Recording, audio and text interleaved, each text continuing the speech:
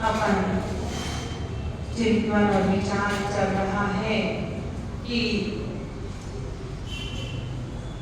कर्म हमारे हृदय में किस प्रकार से आ रहे हो जा रहे हैं, भावों और परिणामों का हमारे जीवन में किस तरह चलता रहता है लेखा जोखा, और वह कैसे कर्म बंध में और पुण्य बंध में, पाप बंध में परिवर्तित हो जाते हैं। भावों की प्रधानता के बारे में अपन लगातार सुन रहे हैं। एक कहानी के माध्यम से आगे फिर और समझने का प्रयास करते हैं कि एक राजा था, राजा की दो बेटियां थी। कितनी बेटियां थी? दो बेटियां थी। दोनों बेटियां अच्छे संस्कारों के साथ पली बड़ी और शादी के योग हो गई। शादी के योग होने के बाद जब उनकी शादी अच्छे घर में कर दी गई, दोनों बहुत अच्छे घर में शादी हुई, बहुत संपन्न है, धन्य धन। हम भी यही देखते हैं कि घर अच्छा है कि नहीं, लड़का कमाऊ है कि नहीं, और वह धन्य धन से समृद्ध है कि नहीं, हम इतना ही देख पाते हैं, इसके आगे नहीं देख पाते। एक दिन में, एक घंटे में कितना देख पाएंगे, है ना? और फिर अपनी बेटियों को दे दिया करते हैं। तो उस राजा ने भी अच्छे घराने में, अच्छे परिवार में, अच्छे संपन्न परिवार के वो दोनों बेटियों को शादी कर दिया। शादी होने के बाद कुछ समय बाद दोनों बेटियों के पति खत्म हो गए। क्या हो गए? दोनों बेटियों के पति खत्म हो गए। यहाँ पुण्य था, पुण्य से अच्छे घर में भी गई, लेकिन कर्म कैसा खेल रचाते हैं यहाँ हम देखेंगे। यहाँ विचार करेंगे कि कर्म उन दोनों बेटियों का एक जैसा कैसा कर्म था कि दोनों के पति खत्म हो गए, और हम होते तो क्या बोलते? आ जाओ इधर, दूसरी शादी करा देंगे। कल हमने आपको बताया था कि दूसरी शादी का परिणाम क्या होता है, और भले ही इस जन्म में मिले ना मिले, लेकिन उसका फल तो भोगना ही पड़ता, आज नहीं तो कल। होते ना, कर्म पूरब किए कोटे सहे क्यों नहीं जिए राम। भले ही अभी आपने अच्छे घर में वापिस पुनः शादी कर दिया, लेकिन जो सील का जिन्होंने उल्लंघन किया, और सील का जो उल्लंघन करते हैं वो बहुत ही कष्टों का सामना किया करते हैं। इस भाव में भी अगर कष्ट मिलते हैं, और अगर इस भाव में ना मिले तो पर भाव में तो मिलते ही मिलते हैं। पहले सील की बहुत महत्वपूर्णता थी। पहले चौथे काल में हम देखते थे कि अगर बेटी विधवा हो जाए या जिसका पति चला जाए और पुनः शादी नहीं किया करते थे, ऐसे ही पुरुषों में भी सील का बहुत महत्व था। पुरुष वर्ग भी शादी नहीं करता। अभी कहीं कोई बता रहा था कि 56 साल का बुढ़ा जवान और 50 साल की लेडीज ने शादी किया। आपके विचार करो कैसा परिणाम चल रहा है। पहले कुछ भी हो जाता था, पहले क्या अभी भी अपन देखते हैं, थोड़े समय मतलब पीछे जाए, अगर 10, 50, 25 साल पीछे जाए तो पहले के लोग शादी नहीं करते थे, दूसरी शादी नहीं करते थे, ना जेंट्स करता था ना लेडीज करते थे। हमारी एक हमसे बड़ी एक बहन है, दीदी करके, उनका भी गार्डन है बहुत अच्छा, एकदम सुंदर दिखती है, बहुत अच्छी। और एक ही साल में जीजा जी चले गए थे, छोटा सा बच्चा था, तुरंत नवे की साल का था, 1.5 या 2 साल में चले गए थे। और इतनी सुंदर दिखती थी, काफी लोगों ने, उनके ससुर ने भी बहुत रिक्वेस्ट किया कि, और परिवार से भी सबने बहुत रिक्वेस्ट किया, लेकिन उन्होंने कहा कि मैं शादी दूसरी नहीं करूं। एकदम सुंदर दिखती है, बहुत अच्छी और बहुत टैलेंटेड, सब कुछ अच्छा था। अच्छे घर में भी शादी हुई और शिखर जी जा रहे थे। शिखर जी जाते में वो उसको पसंद नहीं आता ज्यादा छेड़खानी, तो वो ऐसे छिड़का देते उनको ज्यादा, वो ट्रेन में उतरे गए और खिड़की के पास से उसको बार बार छेड़ रहे। कल में देखो कैसा आया, शिखर जी जा रहे हैं, शादी का जन्मदिन है और खुद की शादी की सालगिरह या कुछ ऐसा था, और जा रहे थे, और जाने में तो वो खम्मा बीच में आ गया, पूरा चेहरा 3 किलोमीटर तक ट्रेन रुकी नहीं, 3 दिन तक दीदी कुछ बोली नहीं। और आप विचार करिए कि पूरा चेहरा ऐसा हो गया था चपटा, कुछ भी समझ नहीं आ रहा कि कौन है। ऐसा कर्म हृदय में आया, जान तो शिखर जी रह रहे थे, लेकिन कर्म किसी को नहीं छोड़ते। दीदी का कर्म भी ऐसा ही आया, और पर उन्होंने अपने पुण्य को प्रबल किया। उन्होंने दूसरी शादी नहीं किया, क्यों नहीं किया? कि मैं आहार नहीं दे सकूंगी, कभी विधान आदि में नहीं बैठ सकूंगी, कभी उत्तम पाठ की श्रेणी में मेरा नाम नहीं आएगा, जब भी आएगा तो कहेंगे इनकी दूसरी शादी है। जिसे धर्म से प्रेम होता है, जिसके अंदर धार्मिक संस्कार हुआ करते हैं, जिसने बचपन से भगवान की भक्ति आराधना किया हो, व्रत उपवास साधना किया हो, वह अंतरंग का बहिरंग में भी दिखता है, और जिसने कुछ भी नहीं किया हो उसका अंतरंग और बहिरंग एक होता है। बहुत सोचने वाली बात है।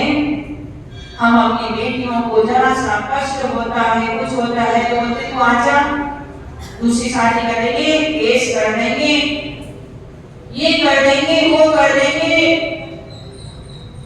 पर विचारों को, परिणामों को, उसके फल को जरूर याद रखना चाहिए कि आगे चल के उसके साथ क्या होगा, उसका भविष्य कैसा होगा, उसका भूत तो कैसा था। भूत तो भूत ही रहता है, भूत को सबसे बड़ा भूत तो भूत ही रहता है, लेकिन वर्तमान अगर अच्छा रखते हैं तो भविष्य फ्यूचर अच्छा होता है, और अगर फ्यूचर अच्छा रहेगा तो आगे के सारे कार्य देव गति के रूप में हो जाएंगे। भूत गति में, भूत में जाना है क्या? नहीं, देव में जाना है तो वर्तमान को सुधारना पड़ेगा, वर्तमान को अच्छा करना पड़ेगा, तभी हमारे आगे का सारा कार्यक्रम अच्छा होगा। और वह कैसे होगा? उन दोनों बेटियों को के पति मर गए, पिता ने सोचा कि मैं बहुत दुख होगा, इनके परिणाम विचलित होंगे, भाव खराब होंगे, यह अवस्था है, और यह अवस्था है तो अब इनके परिणाम और इनकी शील की रक्षा करना चाहिए। दोनों बेटियों को बुलाया और कहा कि बेटियों, आपको अपने शील की रक्षा करना है, आपके भावों को संभाल के रखना है, इधर उधर विचलित नहीं करना है। पिता तो पिता था, समझा रहा था और अच्छे तरीके से समझा रहा था कि दोनों बेटियां संस्कारवान थी और धार्मिक थी, तो उन दोनों बेटियों ने पिता की बात को स्वीकार किया। वह बात क्या थी कि आपको अष्टमी और चतुर्दशी के दिन उपवास करना है। क्या करना है? उपवास करना है, डेली ध्यान करना है, पूजा आराधना करना है, भगवान की भक्ति करना है, स्वाध्याय करना है, और साधु संतों को आए तो उनको आहार विहार कराना है। बेटियां बहुत समझदार थी, उन्होंने पिता की आज्ञा मानकर स्वीकार कर लिया, लेकिन एक बेटी ने अंदर से स्वीकार नहीं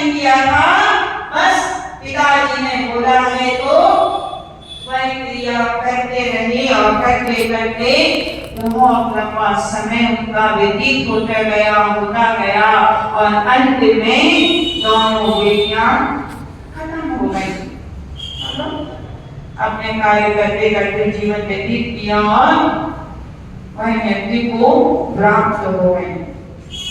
और मृत्यु को जब प्राप्त हुई तो उनके जो अंतरंग परिणाम चल रहे थे जिस बेटी के, एक पहली जो बेटी थी उसका जो परिणाम चल रहा था वह परिणाम की वजह से वह वेश्या के घर की बेटी बनी।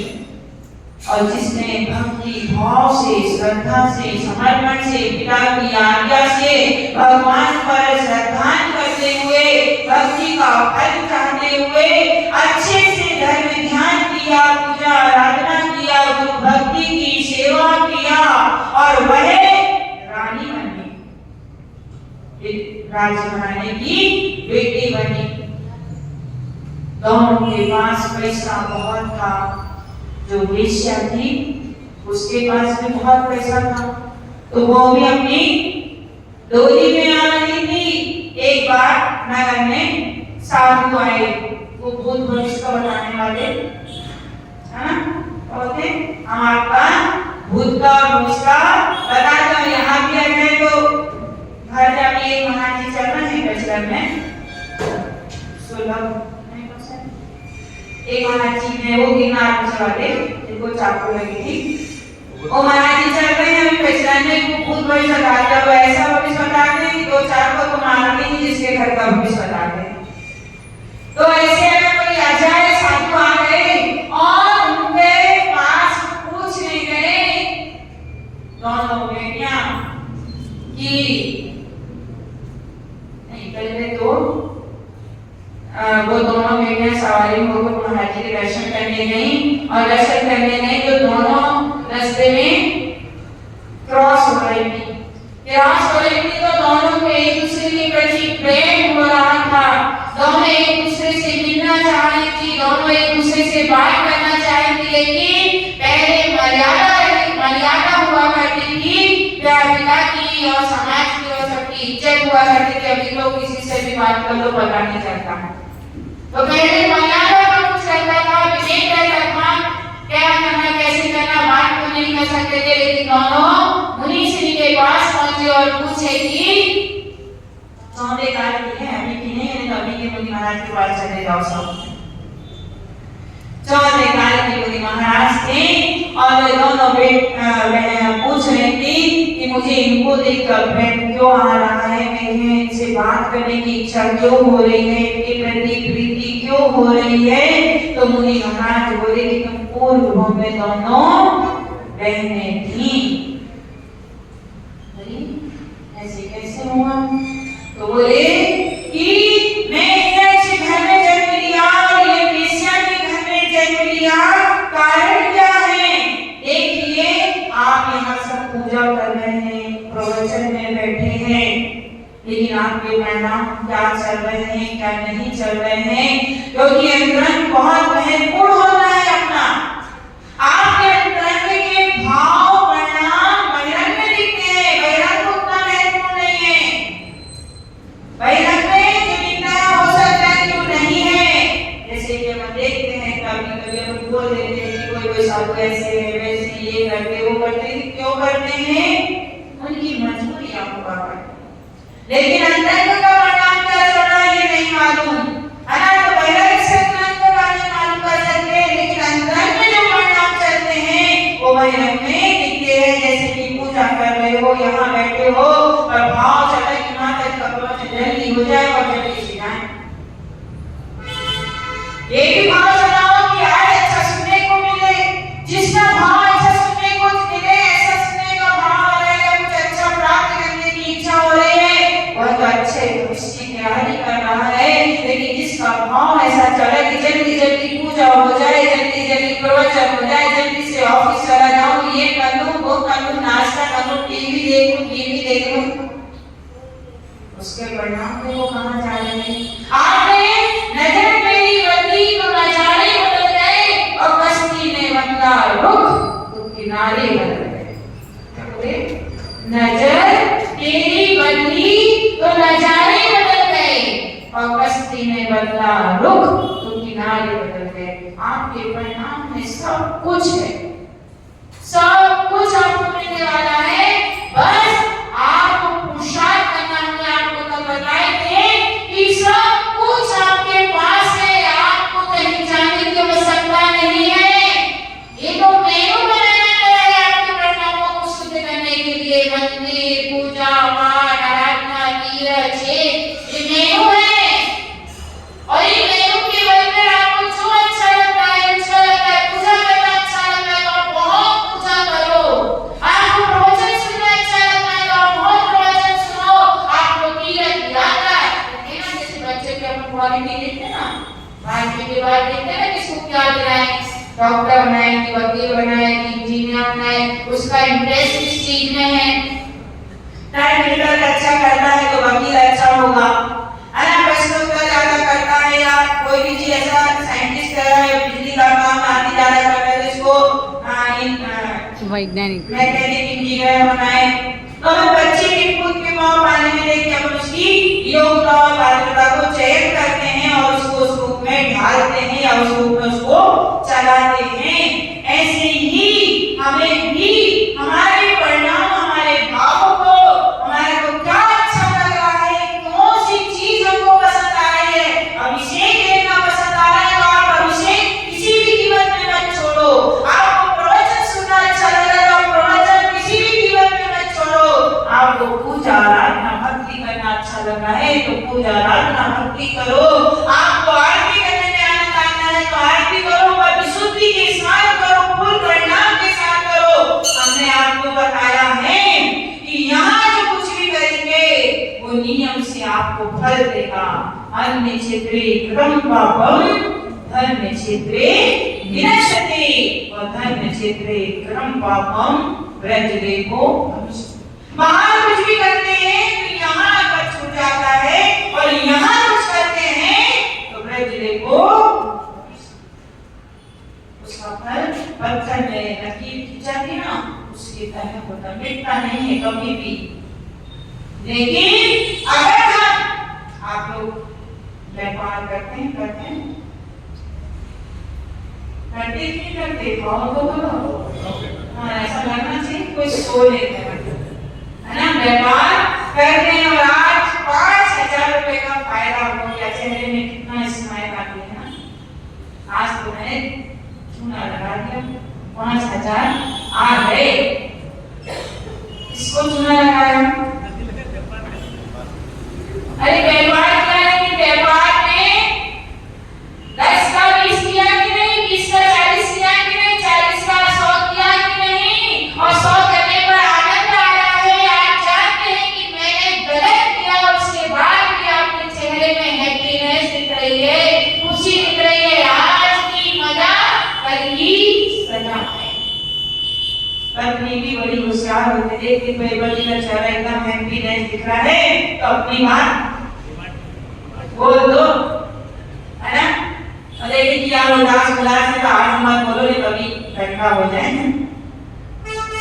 देखो सब चला, देखो आप कैसा चल रहा है, परिणाम और परिणति कैसा नाच नचा रही है आपको और भवो भवो तक भ्रमण करा रही है।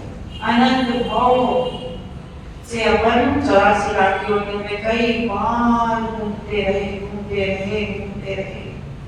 अब जाके सही कुल, सही जगह, सही स्थान मिला और वहां आकर भी भावों और परिणामों में सुधार नहीं कर पाए।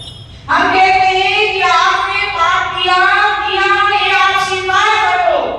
हमने कल बोला था कि खुद और खुदा से कुछ भी छिपता नहीं। आप ये स्वीकार करो कि मुझसे गलती हुई है और मैं गलती कर रहा हूँ और भगवान के सामने आकर आलोचना कर लो कि आज मैंने छल किया, मायाचारी की, कपट की, तब भी 25% पाप आपका कम हो जाए। कितना परसेंट बोलो तो सही, 25% पाप आपका कम है। आपको एहसास तो होए कि मैं गलती कर रहा हूँ, गलती कर रही हूँ, लेकिन आपको मजा आ रहा है सास को सताने में, ससुर को सताने में, बेटे को सताने में, बाप को सताने में, पड़ोसी को सताने में, गुरुओं को सताने में आनंद आ रहा है।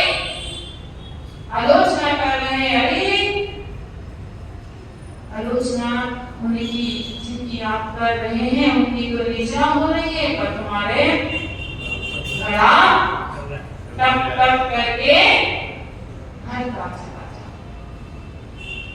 बहुत बहुत भावों को संभालो। इसी तरह आपका पुण्य को अगर कम करना है तो आप गलती को कम से कम सिमरन तो आप कर सकते हैं। आप कोई एक दो करना पड़ेगा, लेकिन आप ये नियम बनाओ कि मैं 25% कमाऊंगा, 10% कमाऊंगा, 5% कमाऊंगा, 2% कमाऊंगा। एक नियम होना चाहिए, फिक्स रेट। अब बताया 900 की टी-शर्ट और कम करते करते करते करते 250 में आ गई। इस अच्छा पहले ही उसको 300 कमाना, वो 100 कमाना, तो 250 की जगह आप फिक्स रेट कर दो। 300 रुपए, 400 रुपए फिक्स रेट है। लेना नहीं तो लीजिए, नहीं तो घर को जाइए। और अगर प्रॉफिट ही कमाना है तो आपको मालूम है कि इसकी कीमत 100 रुपए है ना। और गहरा खाए उससे बोलो देखो कितने देना है इसका, गहरा खाए तो उससे पूछो क्या तू कितना देगा। उसने अगर बोला 100 रुपए तो मूलधन तो वापिस आ गया। अगर उसने बोला 200 या 300, ठीक है लो, वो संतुष्ट हो के गया, खुश हो के गया। आपने जितनी की राय उससे कुछ ना कुछ रुपए ज्यादा तो मिलेगा, ये मेरी गारंटी है। उससे कम में अगर आपको नहीं होता है तो उसको बोलो कि इतना तो नहीं होगा, इतने में आप ले सकते हैं। क्योंकि सेम रेट बोला, अगर 100 की चीज 100 में बोला तो हो सकता है कि आप बोलेंगे कितना है उसका बिजली का और ट्रांसपोर्ट का और बनाना बनाने का, तो ठीक है आप बोले इतना तो नहीं होगा, लेकिन इतना हो सकता है, आप इतना मैं ले जा सकते हैं। लेकिन छल की कोई सीमा नहीं, कपट की कोई सीमा नहीं, व्यापार की कोई सीमा नहीं। करना पड़ना ही सत्य है। सोफा सेट बनवाना है 50,000 का, लेकिन 50 मिनट की तो बैटरी हो गया उसमें। किसके लिए बनाया? पड़ोसी के लिए। पाप किसने किया? हमने। और आनंद को कौन ले रहा?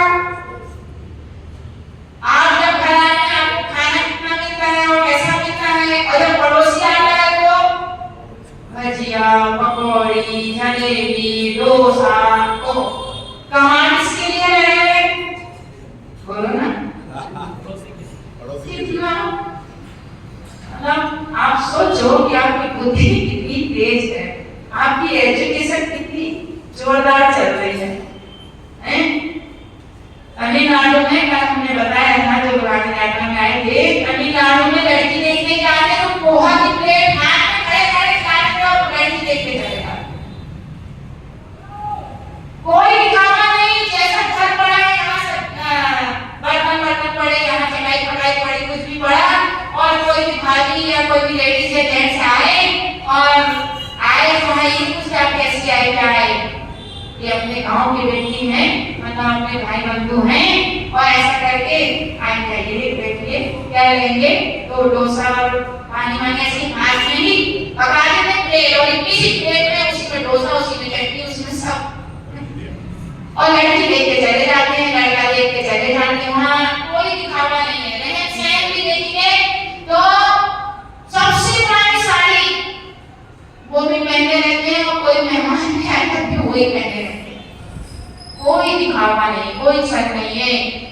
और मन के भी इतने प्रशस्त भाव है हम लोगों के, पूछो मत। अपने घर में कोई खाने आ जाए तो अपना जी ऊपर नीचे होने लगता है, और वहाँ पूरे दिन खाना चलता है, कोई भी आए ना खाए तो जा ही नहीं सकता। और पेट भर, एक डोसा नहीं, दो नहीं, तीन नहीं, तीन तो आपके खाने की कैपेसिटी है, लेकिन आपके पेट में वो 5 तो डाल ही देंगे। ऐसा प्यार से और इतने आदर और इतने सम्मान से उनको मतलब दो ना और दो ना जबरदस्ती प्लेट में रख देते हैं, और अपन तो प्लेट से उठा देते हैं। भावों की बात है, परिणामों की बात है। सही गुरु और दिशा मिल जाए तो लोग बहुत उत्कृष्ट मतलब उसमें आ जाए। तो कहने का अभिप्राय चल रहा था कि हमारे वो दोनों बेटियों को जब पता चला कि हम दोनों बहनें थी और हमारे परिणामों की वजह से मैं वेश्या के घर में हुई और इसके अच्छे परिणामों की वजह से ये रानी बनी या राजा के घर में बेटी बनकर आई, अब क्या करें, क्या विचार करें कि उन लोगों ने सोचा कि देखो हमारे भावों और परिणामों की वजह से हमें ऐसी दुर्गति का पात्र बनना पड़ा और हमें ऐसे निर्लज घर में जन्म लेना पड़ा। हमारा सौभाग्य है, हमारा पुण्य है कि हमारा जैन कुल में है, गुरु के सानिध्य में है, देशना मिल रही है, समोसन मिल रहा है, भगवान के मंदिर तीर्थ यात्रा मिल रही है, हमें भी अपने पुण्य पर अभिमान है। कहते ना अभिमान करो रे हम जैन कुल में जन्मे, अभिमान करो रे। तो हमें यह विचार करना है, सारा भाव सारा परिणाम हमें यह बता रहा है, ये कहानी हमें अच्छी शिक्षा दे रही है कि हमें जब ऐसा कोई कर्म हमारे उदय में आए या हमारे आसपास कोई व्यक्ति के विषय में दिखे तो उसे संबोधन करना चाहिए, मित्र वर्ग काम करना चाहिए। मान लो एक मित्र बहुत दुखी हो रहा है, संक्लेशित हो रहा है, तो उसे संबोधन करना चाहिए कि चिंता मत कर, सब अच्छा हो जाएगा। उल्टा उसे और डराना और वो नहीं करना चाहिए। हमारी हर एक चीज में मर्यादा होना चाहिए, लिमिट होना चाहिए। रात्रि भोजन का हमने आपको बताया था कि रात्रि भोजन का त्याग कर दे तो साल में 6 महीने उपवास करने का पुण्य मिलता है। तो हमें हर एक चीज की मर्यादा मानना चाहिए कि हम कितनी जोड़ी कपड़े रखेंगे। मैं बोलती हूँ 100 रख लो, 200 रख लो, 300 रख लो, 500 रख लो, 5000 रख लो, लेकिन लिमिट मान लो।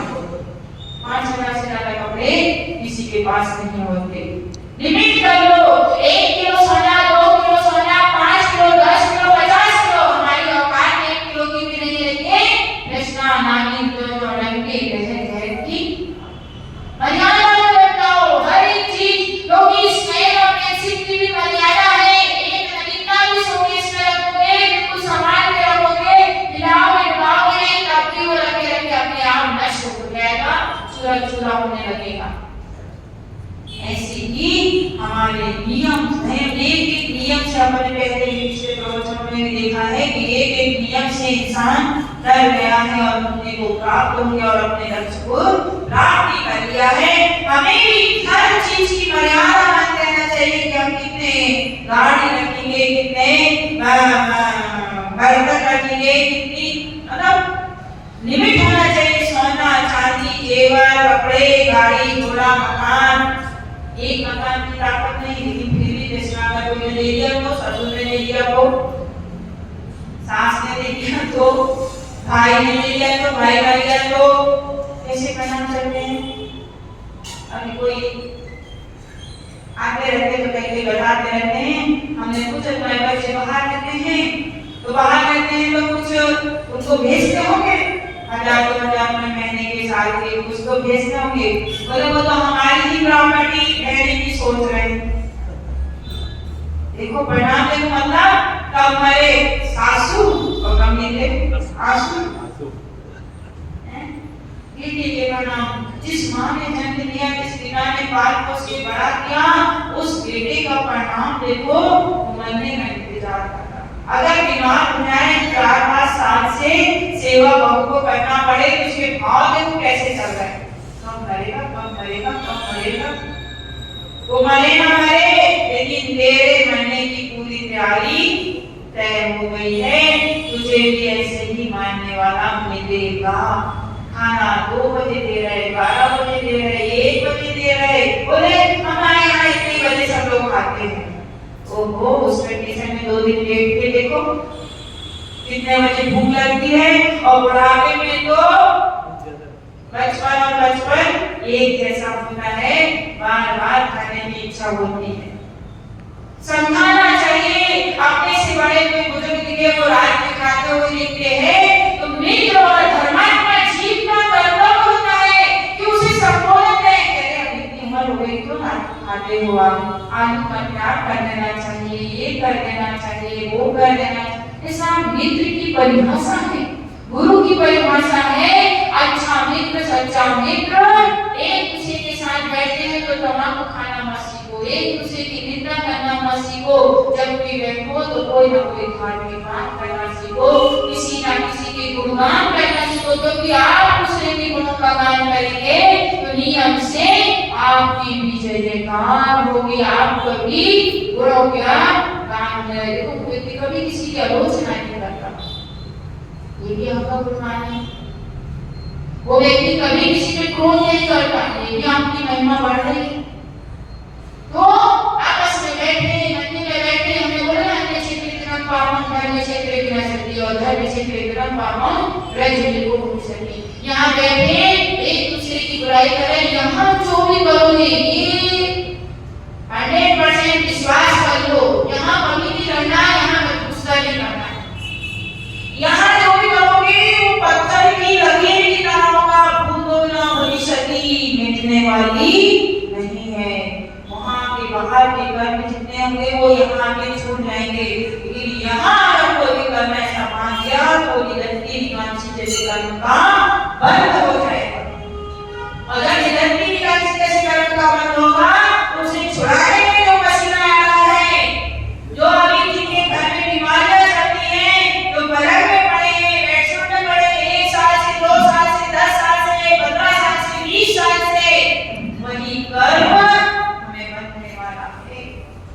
और फिर ना मरना चाहे तो मर नहीं पाएंगे और जीना चाहे तो जी नहीं पाएंगे। और एक एक दिन तिल मरेंगे, जिंदगी में ना मास्करा धीरे धीरे बढ़ते निकलते हैं, उनकी वेदना होती है, ऐसी वेदना का एहसास होगा। इसलिए मंदिर में आओ तो केवल भगवान को देखना, देव शास्त्र गुरु ये 3 के अलावा किसी को नहीं देखना। अब पूजा भी देखो बार-बार याद रहता है, पूजा भी करते हैं। अब नए आपने पूजा की 3 बदाम 4-4 5 चिटके लौंग और थोड़ी थोड़ी तरह का। अब पूजा करना है 10 लाए राखी, अब पूजा करना 10। अब देखो वहां भाव हीना लिखा चल रहा है, ऐसे चावल चढ़ा ये थोड़े से डाला है, थोड़े से गिरा देते हैं, फिर चढ़ाते हैं। इस अच्छा रेस्टोरेंट की जगह एक पूजा करो, लेकिन हर बार चढ़ाओ।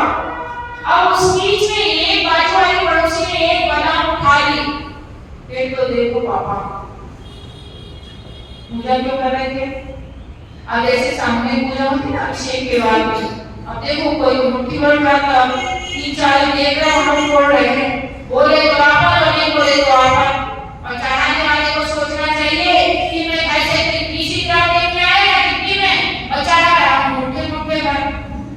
यहाँ का एक चावल का कर्ज भी अनंत भव बिगाड़ देगा तुम्हारा। यहाँ माली बन के काम करना पड़ेगा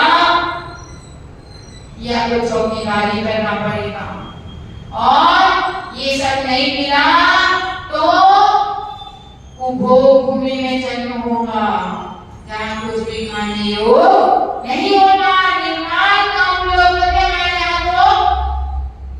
कैसे हो जाता है, साल भर की घर का पैसा ले लिया जाता है और ये हो जाता वो जाता, लेकिन आपने साल भर अपनी तरफ से पूजा करके देखो, कितनी बोरी चावल उठा, कितने किलो लौंग उठी, कितने किलो बादाम उठी, उतना पैसा अगर आप जमा करते हैं मंदिर में तो आप राइट है। लेकिन 1000 सबको देना है, 500 सबको देना, 500 रुपए की तरफ लाके देखो और कितने दिन चलती है, उतने ही दिन मंदिर की तरफ उपयोग करना।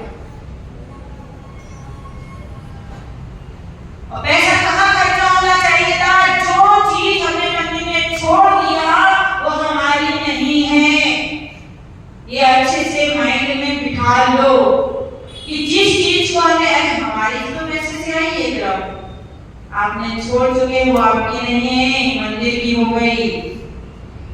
और जो मंदिर की चीज का उपयोग करता है, मैं तो कहती हूँ बर्तन भी उपयोग नहीं करना चाहिए। अपने बर्तन कैसे पहचान ले तो 100 बर्तन मिलाते हैं तो आप अपने एक जोड़ी सेट ला के मंदिर में रखो,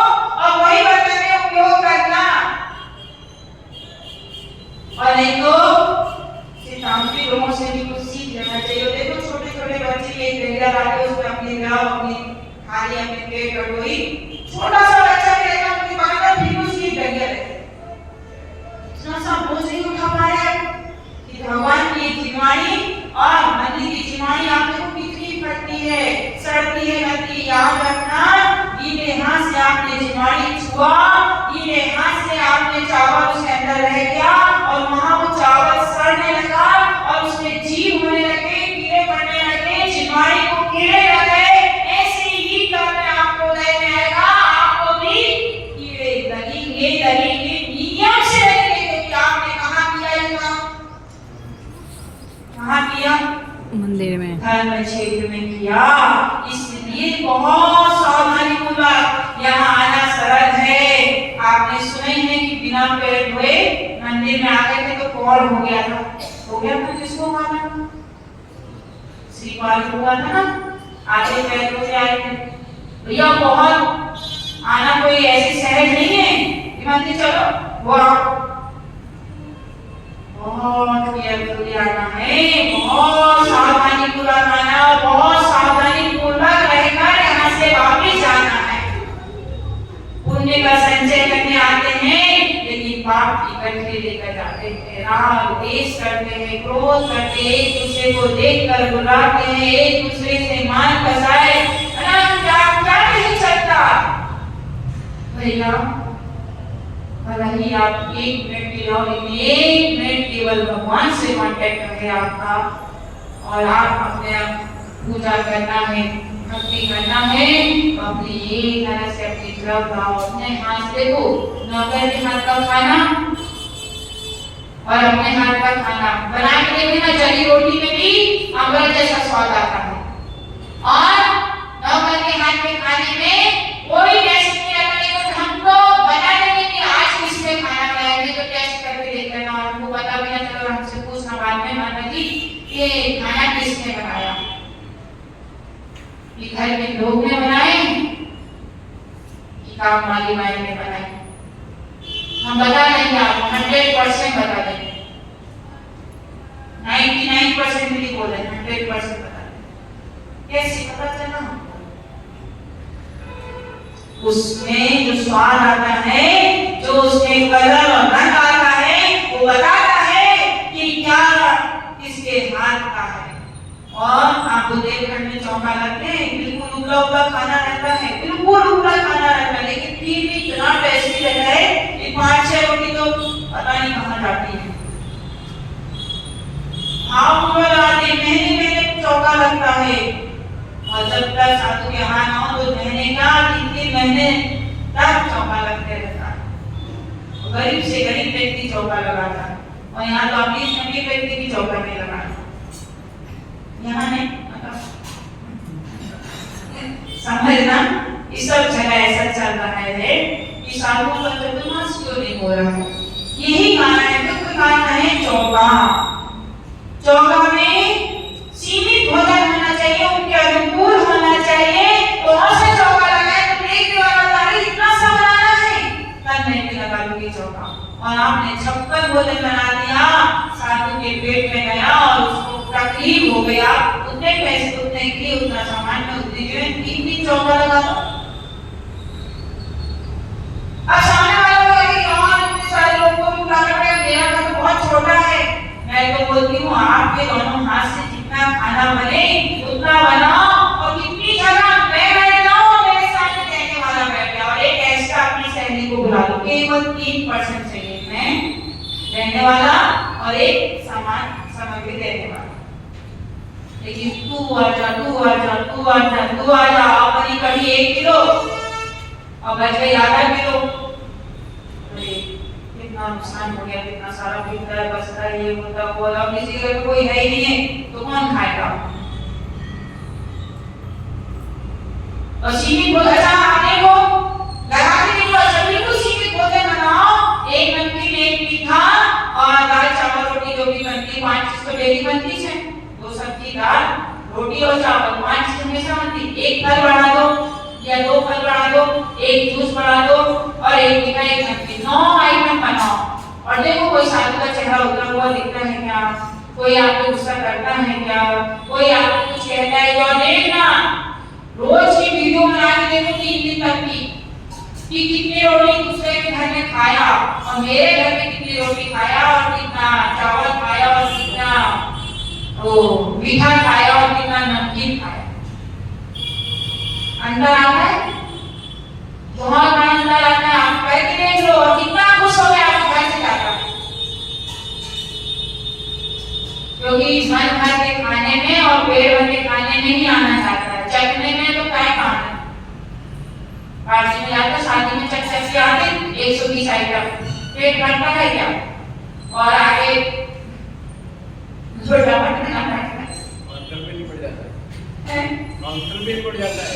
हाँ, तो हम भी यहाँ पे अपने बहुत मंथन चल रहा है पिछले सभी दिनों से।